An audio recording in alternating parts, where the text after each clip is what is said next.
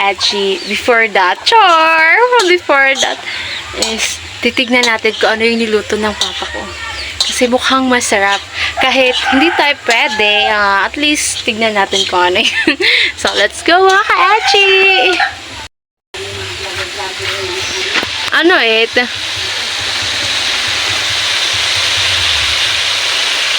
Ano siyang kaluto pa? Mechado? Adobo?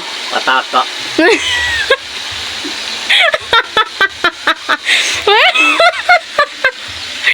May pataka na yung niluto niyang ulam.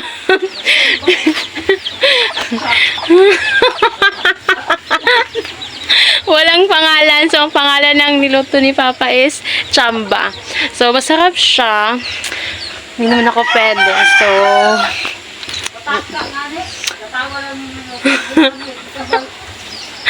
so, hanggang tingin na lang tayo hanggang amoy. Diba? Luto ng pataka. Ayun. Doon yung sa ingay namin. And then, doon yung Nagmutoso ba dati? diba? Nululuto pataka.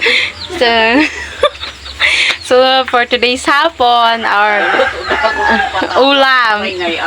Yung ulam nila is pataka. Patakang baboy. So, diba? Ngayon ko lang yan narinig. May patakang ulam. Yun.